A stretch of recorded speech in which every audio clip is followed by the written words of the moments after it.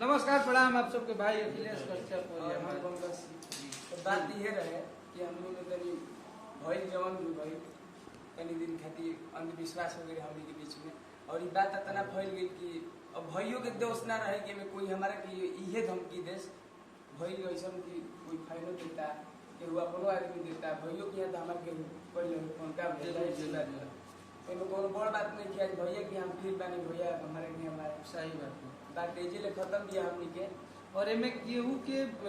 मजा लेने की जरूरत नहीं है कि जान मार दे चाहे जान उनका जान के खतरा बे में हम लोग भाई नॉर्मल बात भी अब है कि हमारो के यहाँ जितना गई हुई धमकी आई बटे कि तारे बर्बाद कर दिन भैया के यहाँ तो मान लो वही टाइप की का बिल्कुल कैसा भी हो जान की धमकी कहां दिल बड़े तो बात जान धमकी भैया तो उतना फेस टू फेस ना दिले मतलब ये रहे लगाओ भाई भैया ले सब चीज खत्म बा आज भाई भी हम मैनेजर बात कर बिल्कुल। और ये घर का लड़का है हम लोग का, हमनी संगे सब कोई बाप चुनू भैया बानी और पंकज के मामा जी अमित भैया विवेक भैया सब कोई बानी जो हमनी को बैठल बनी जाओ हमनी के एगो परिवार हो और एकरा खातिर हम धन्यवाद देता नहीं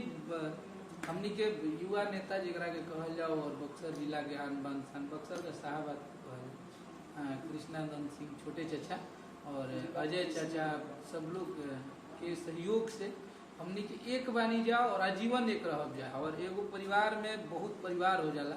तो मैं खटपट होला तो बिल्कुल सब कुछ जब हो गया सब लोग सही है तो सही है। और ये भाई है इसको आप लोग सपोर्ट करिए और पंकज से हम यह कहब कि नीमन गाओ मेहनत करो जरूर एक दिन कोनो दबाव नहीं है ना पंकज दबाव का बात एकदम ना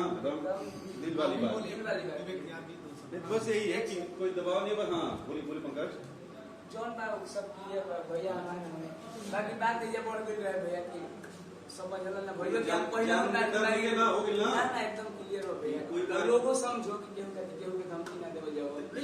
बात एकरा में दूसरा के मजा लेला के जरूरत नहीं है। सबसे पहले वो यूट्यूबर लोग के हमनी के कह देते नहीं जा कि तनकी 80 रुपया कमाए खातिर तिल के ताड़ मत बनाई जा आप सब। एकरा में हमनी के समाज में कितना गंदा प्रभाव जाता। अब हो सकता पंकज ने गलती किया अखिलेश कश्यप ने गलती किया, ये गलतियां आप लोग इतना बढ़ा चढ़ा के बता दें कि समाज में और भी लोग इसको करने के लिए सोचने लगेंगे। तो आप लोगों का काम है यूट्यूबर लोगों का कि सही चीज बताइए।